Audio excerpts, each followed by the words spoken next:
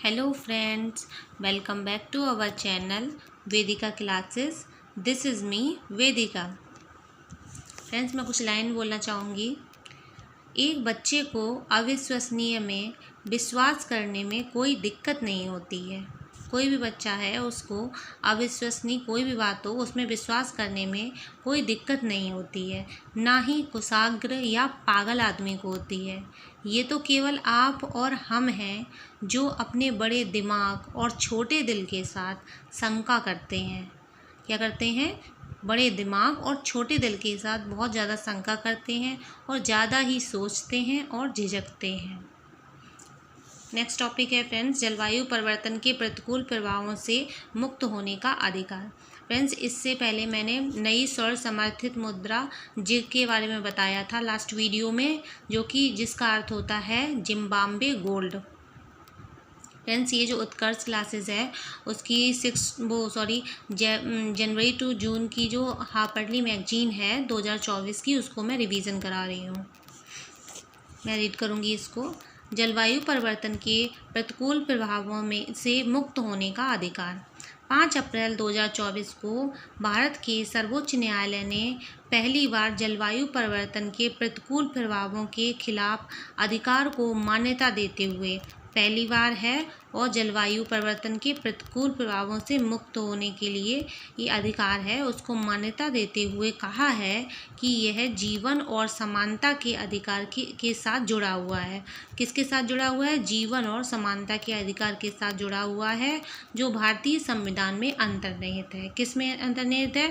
भारतीय संविधान में अंतर्निहित है। कोर्ट ने कहा है कि भारतीय संविधान के अनुच्छेद 14, जिसमें लिखा है कानून की समक्ष समानता और कानूनों की समान सुरक्षा, इसमें लिखा है अनुच्छेद 14 में, और अनुच्छेद 21 में जीवन और व्यक्तिगत स्वतंत्रता का अधिकार। अनुच्छेद 21 में क्या है? जीवन और व्यक्तिगत स्वतंत्रता का अधिकार इस अधिकार के महत्वपूर्ण स्रोत हैं। नेक्स्ट टॉपिक है WTO में भारत का चावल पर शांति खंड लागू। भारत ने विपणन वर्ष 2022 से 2023 के दौरान निर्धारित सीमा से अधिक चावल सब्सिडी का हवाला देते हुए एक बार फिर लगातार 5वीं बार, कितनी बार? लगातार 5वीं बार विश्व व्यापार संगठन WTO की फुल फॉर्म क्या होगी? वर्ल्ड ट्रेड ऑर्गेनाइजेशन में शांति खंड का उपयोग किया है। किसका उपयोग किया है? शांति खंड का। भारत ने पहली बार 2020 में इस खंड को लागू किया था। कब लागू किया था भारत ने? पहली बार 2020 में किया था, और ये अभी कब है? लगातार 5वीं बार किया है शांति खंड का उपयोग, जब यह ऐसा करने वाला पहला देश बन गया। फ्रेंड्स, मैं इम्पोर्टेंट टॉपिक ही कराऊंगी क्योंकि फिर ये कंप्लीट नहीं हो पाएगी मैगजीन। उसके बाद फिर जुलाई भी है और अगस्त और सितंबर का भी फिर स्टार्ट करना है, इसलिए। गिलास स्काई वॉक। गिलास स्काई वॉक क्या है और कौन से राज्य में है, इसके बारे में मैं बताऊंगी। इसमें है कि उत्तर प्रदेश राज्य सरकार ने इस इको टूरिज्म को बढ़ावा देने के लिए चित्रकूट के तुलसी झरने पर यूपी का पहला गिलास स्काई वॉक प्रारंभ किया है। अब ये गिलास स्काई वॉक कौन से राज्य में है? यूपी में है। कौन से झरने पर है? चित्रकूट के तुलसी झरने पर है, और ये यूपी का पहला स्काई वॉक है। और ये क्यों बनाया गया है? इको टूरिज्म को बढ़ावा देने के लिए बनाया गया है। फिर इसमें लिखा है कि यूपी वन निगम UPFC ने चित्रकूट वन प्रभाग के मारकुंडी रेंज में झरने के ऊपर गिलास स्काई वॉक ब्रिज बनाने का प्रस्ताव दिया। फ्रेंड्स, ये UPFC ने कौन से प्रभाग में? चित्रकूट वन प्रभाग के मारकुंडी रेंज में। कौन से रेंज में? मारकुंडी रेंज में झरने के ऊपर गिलास स्काई वॉक ब्रिज बनाने का प्रस्ताव दिया है।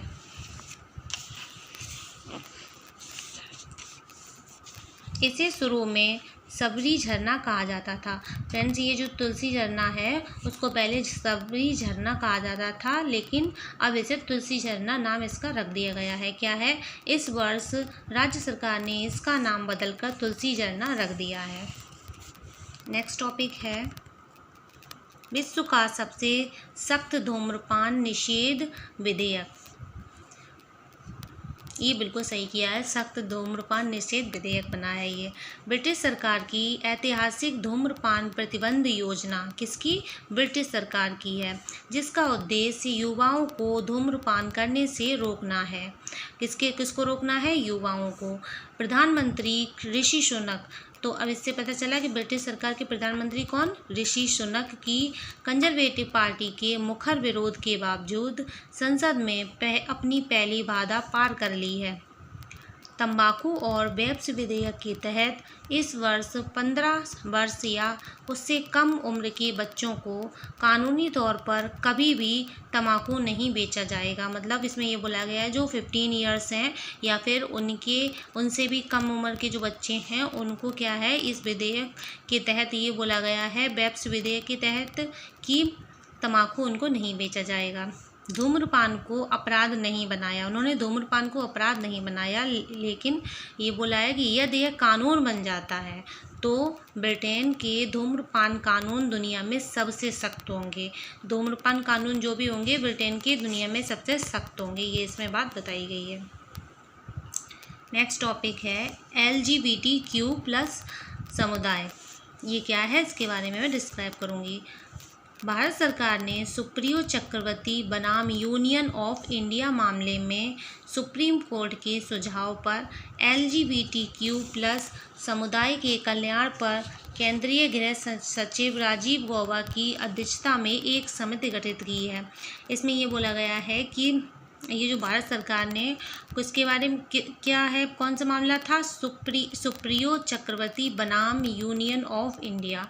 सुप्रियो चक्रवर्ती बनाम यूनियन ऑफ इंडिया मामले में सुप्रीम कोर्ट का जो सुझाव था उसमें क्या है, LGBTQ+ समुदायों के कल्याण पर केंद्रीय गृह सचिव कौन है? राजीव गौबा की अध्यक्षता में। किसकी अध्यक्षता में?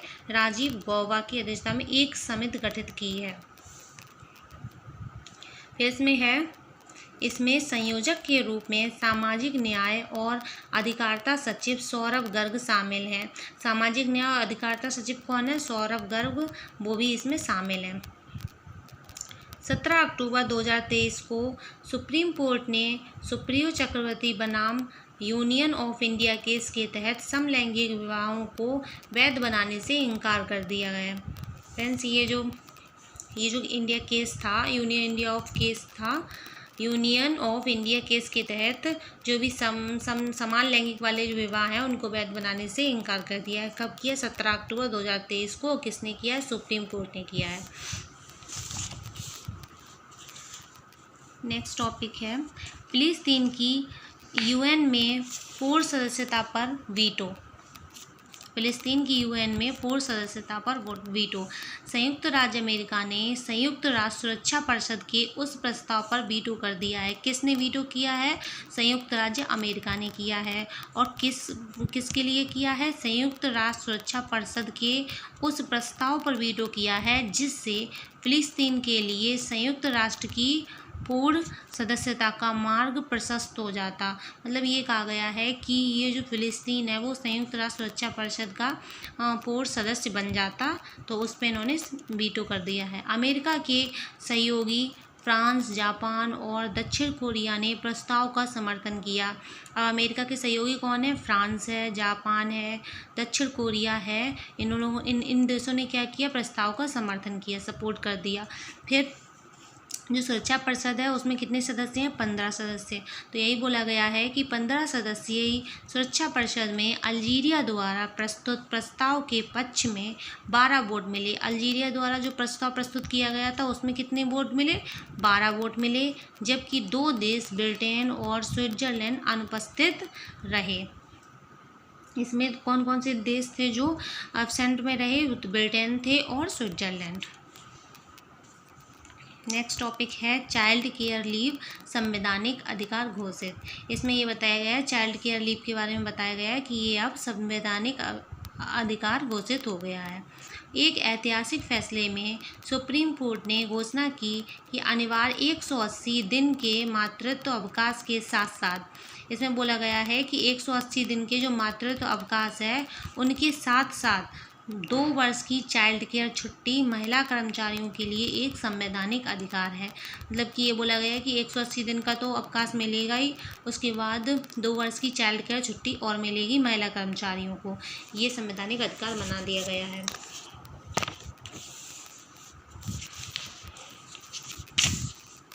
एक सेकेंड।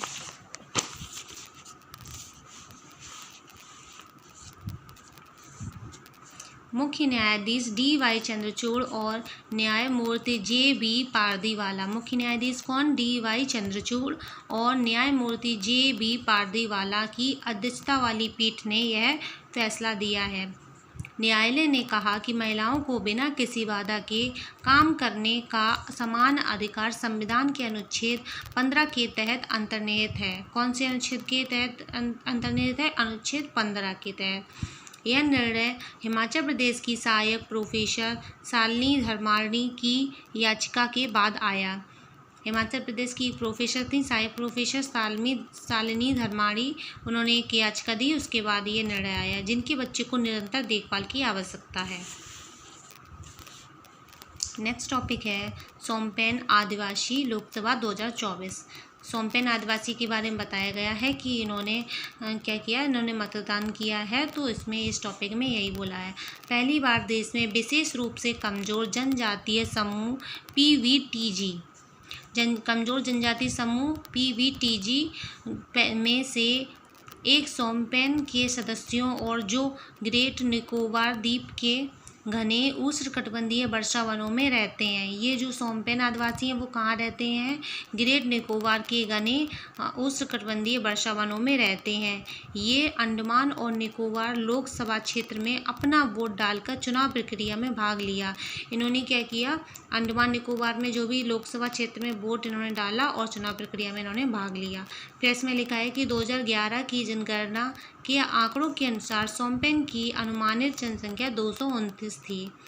जो भी जनगणना 2011 की हुई थी उनके आंकड़ों के अनुसार बताया गया है कि इनकी अनुमानित आई थी 229। इसमें बोला गया है कि टिकटॉक पर प्रतिबंध USA अमेरिकी, इसमें जितना इम्पोर्टेंट है वही मैं रीड करूँगी। अमेरिकी सीनेट ने एक विधेयक की मंजूरी दी है। जो अमेरिकी सीनेट है उसने एक विधेयक की मंजूरी दी है जिसके तहत टिकटॉक को अमेरिका में प्रतिबंधित किया जा सकता है। ब्रिटेन की संसद में रवांडा शरण कानून किया पारित। कौन सा कानून है? रवांडा शरण कानून पारित किया ब्रिटेन की संसद ने। ब्रिटेन की संसद ने रवांडा शरण कानून पारित कर दिया है। ब्रिटिश प्रधानमंत्री ऋषि सुनक ने वादा किया था कि वह 10 से 12 सप्ताह के भीतर शरण चाहने वालों को रवांडा भेजा गया, क्योंकि संसद के ऊपरी सदन ने अंततः आवश्यक कानून पारित कर दिया है। नेक्स्ट टॉपिक है समलैंगिक अपराध इराक। इसके बारे में पढ़ूंगी क्या लिखा है इसमें। 27 अप्रैल 2024 को इराक की संसद ने समलैंगिक संबंधों को अपराध घोषित करने वाला कानून पारित कर दिया है। फ्रेंड्स, जो इराक की संसद है उसने समलैंगिक जो भी संबंध हैं उनको अपराध घोषित करने वाला कानून इन्होंने पारित कर दिया है इराक की संसद ने। फिर इसमें लिखा है कि कानून समलैंगिक संबंधों पर अधिकतम 15 वर्ष की जेल की सज़ा और समलैंगिकता या वेश्यावृत्ति को बढ़ावा देने वाले किसी भी व्यक्ति के लिए कम से कम 7 वर्ष की जेल का प्रावधान है। कितने वर्ष की जेल? 7 वर्ष की जेल। 1988 के वेश्यावृत्ति विरोधी कानून में संशोधन के तहत ट्रांसजेंडर लोगों को 3 साल की जेल की सज़ा सुनाई जाएगी। कौन सी सन है? 1988 में। और कितनी साल की सज़ा? 3 साल की। आगे है कि जानबूझकर महिलाओं की तरह व्यवहार करने वाले पुरुषों के लिए 1 से 3 साल तक की सज़ा निर्धारित है। जो भी व्यक्ति मतलब महिलाओं की तरह व्यवहार करने वाले हैं उन पुरुष को 1 से 3 साल तक की सज़ा निर्धारित की गई है। लिंग पुष्टि सर्जरी करने वाले ट्रांसजेंडर लोगों और डॉक्टरों को 3 साल तक की जेल की सज़ा देता है।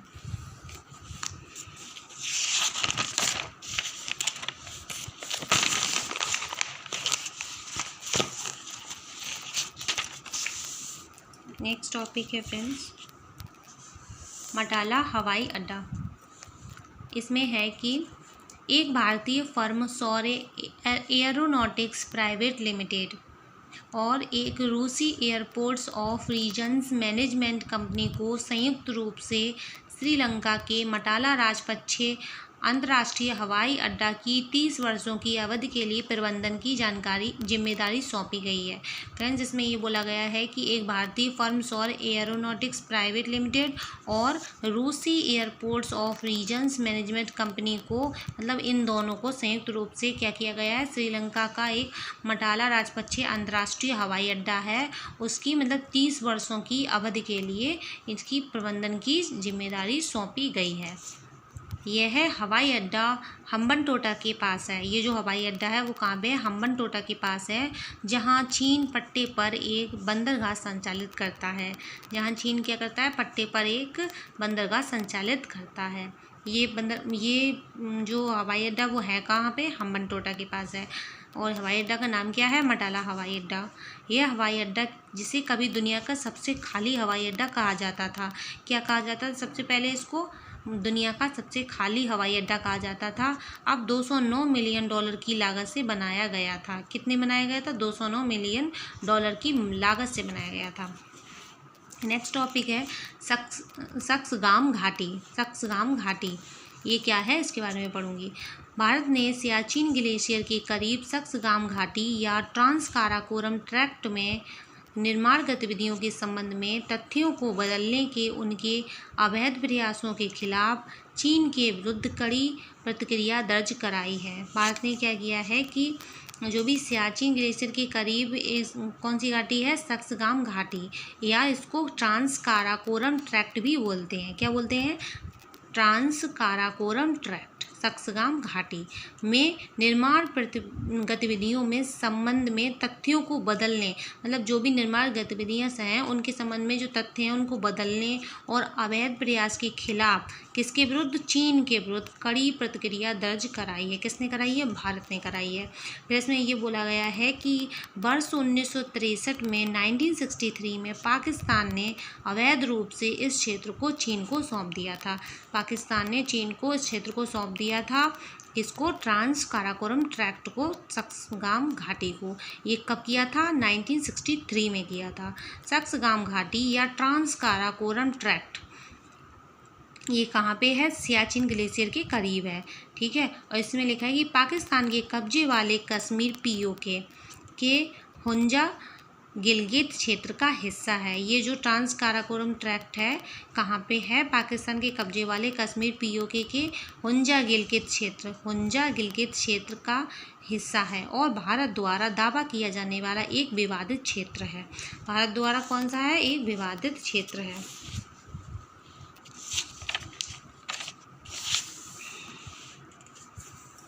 नेक्स्ट टॉपिक है बहुसंख्यक जनसंख्या में गिरावट भारत। 1950 से 2015 तक, 1950 से 2015 तक तत्काल दक्षिण एशियाई देश म्यांमार 10% के बाद भारत ने बहुसंख्यक आबादी में 7.82% की दूसरी सबसे महत्वपूर्ण गिरावट देखी गई है। कितनी परसेंट? 7.82% की दूसरी सबसे। पीएम पैनल ने कहा कि 1950 में हिंदू आबादी का हिस्सा 84.68% था, जो 2015 में घटकर 78.06% हो गया है।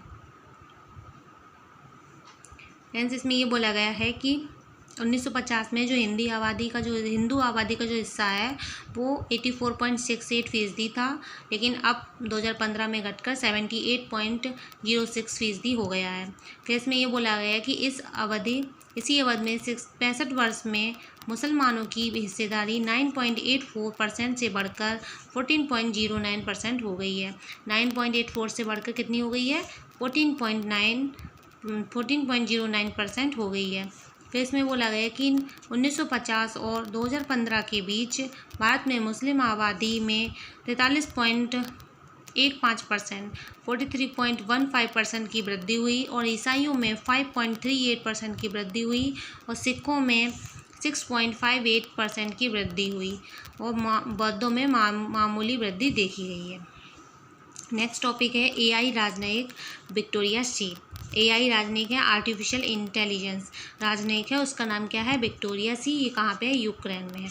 यूक्रेन ने आधिकारिक बयान प्रदान करने के लिए विश्व की पहली AI राजनयिक विक्टोरिया सी को पेश किया है। कौन सी है? विक्टोरिया सी। किसने पेश किया है? यूक्रेन ने किया। और किसके लिए किया गया है? कि आधिकारिक बयान प्रदान करने के लिए। नेक्स्ट टॉपिक है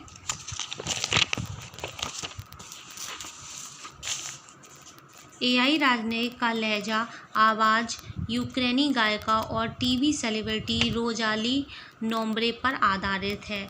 यूक्रेनी गायिका कोई होंगी? वहाँ की जो टीवी सेलिब्रिटी भी हैं, रोजाली नोम्ब्रे पर आधारित है। सी को, जो विक्टोरिया सी है, द गेम चेंजर्स नामक एक टीम द्वारा बनाया गया है। ये जो विक्टोरिया सी है उसको किसके द्वारा बनाया गया है? द गेम चेंजर्स नामक एक टीम द्वारा बनाया गया है, जिसने पहले यूक्रेन में युद्ध से संबंधित सामग्री बनाई थी। इसने क्या किया था? पहले युद्ध से संबंधित सामग्री बनाई थी। दूषित रक्त घोटाला, ये टॉपिक क्या है? दूषित रक्त घोटाला। 20 मई 2024 को यूनाइटेड किंगडम UK के दूषित रक्त घोटाले की एक स्वतंत्र जांच की रिपोर्ट प्रकाशित हुई। कहाँ पे? UK, यूनाइटेड किंगडम की।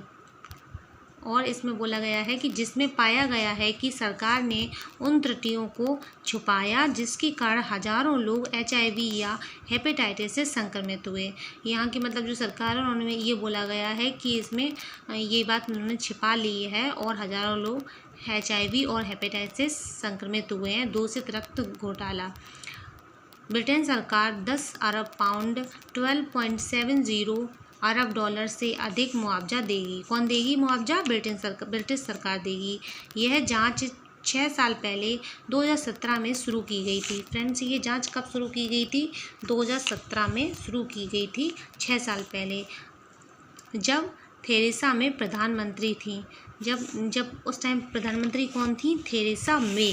फ्रेंड्स, मे उनका नाम ही है, थेरेसा मे। नेक्स्ट टॉपिक है विश्व का सबसे बड़ा carbon capture plant mammoth. Friends, जैसे अपनी जो भी जितना भी एटमॉस्फेयर में कार्बन है उसको कैप्चर करेगा ये प्लांट, इसका नाम क्या है? मैमथ। इसके बारे में बताया गया है, विश्व का सबसे बड़ा है। इसको मैं रीड करूँगी। आइसलैंड में 8 मई 2024 को वायुमंडल से कार्बन डाइऑक्साइड को हटाने के लिए डिजाइन की गई विश्व की सबसे बड़ी सुविधा को मैमथ का परिचालन शुरू कर दिया है।